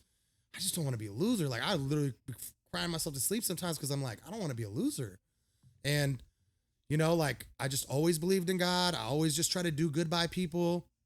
And, it was just one of those things, God, no matter what, please, like, I just don't want to be, I'll do whatever. I just don't want to be a loser. Like I want to do something with my life. And I think as long as you have that, you'll be okay.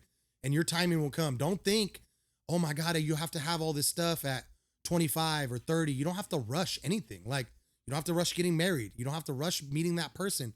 You don't have to rush anything. Like everybody's timing is different and your timing is going to be totally different than somebody else's. And don't think because, if I would have compared my timing to other people, these guys were graduating college and I was serving tables and then they have real jobs and I had nothing. But if you look at my life now and look at their life, I bet you I make more money and I'm a lot happier, right? So yes, they started out better, but it's not about their timing. It's about your timing and whatever God has for you, right? And so I think that's the biggest thing is I would tell people is like, just like understand, like you don't have to figure it all out so fast. Like social media makes you think like, oh my God, you got to know how to do it now. There is always that one person you're like, oh, well, I even do that to this day. I'm like, damn, this kid's 24 and he's fucking rich. Yeah. What did I do wrong? And I get on myself, but it's just like, I've been reading the word lately. Yeah, good for you. And I he's. Yeah, 100%.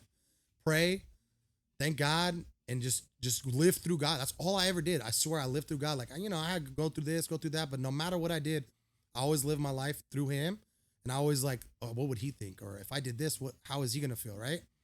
And so as long as I live my life like that, I've been done great. And I'm so thankful. And everything I have is because of him. But I think that like when you go through it, you got to understand his timing is perfect. And now that I'm where I'm at in my life, I look back and I'm like, oh my God, thank you so much. Because everything I thought I wanted to marry this girl. I thought I wanted that car. I thought I wanted this house. I thought I wanted these things. And God did it in a way that was so much better than I ever could have done it. And I think as long as you have faith in him when it's good and when it's bad, right? You can't just have faith when things are good. When it's bad and I'm at my lowest, I still have faith in God. And that's when I talk to him even more, right? And when I have good things and things are great and they're going great for me right now, I still thank you, God. I'm so thankful for everything that he's given me, right?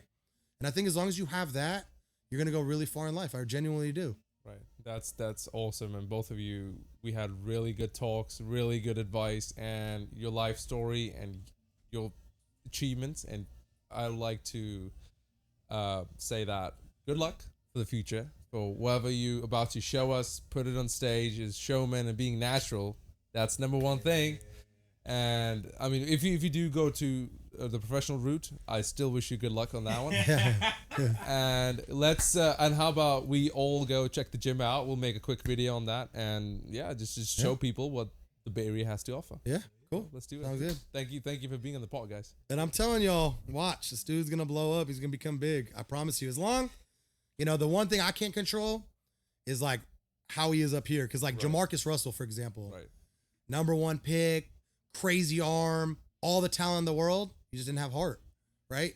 I don't know about that, right? That's something he's going to have to show us every day and prove to us, and he has a lot. But if he puts it all together here, watch, you'll see. One day, a year from now, you're going to look back and be like, oh, that dude blew up on social media. He's super big. Remember, people are going to call you overnight success. Yeah. Oh, he blew up. Yeah. No, bro. It's been... Yeah, you can see it in the video. Yeah. Yeah, I had it all, right? Look at this. I have a gym now. It's like, oh, yeah, it was all handed to him. Right. They don't see the work, man, but it's okay. But I will say, I promise you, I don't care who you are. I don't care who you are. I don't care where you come from. If you genuinely have a dream and you love what you're doing and you put everything towards that, you can be as successful as you want. And I'm a perfect example. My parents came from a third world country. Right. I had nothing. We were on welfare, right? My parents were immigrants, and then we got our, you know, our citizenship and all that stuff now, right? But like, we had to go through. I had nothing. We had nothing, and I've served tables, and I am where I am today. But all in the grace of God, and you know, believing and pushing myself forward. If it's possible for you, it's possible. Anybody could do it. I know anybody can do it, but you have to have faith in God, and you gotta genuinely try to be a good person and do good things.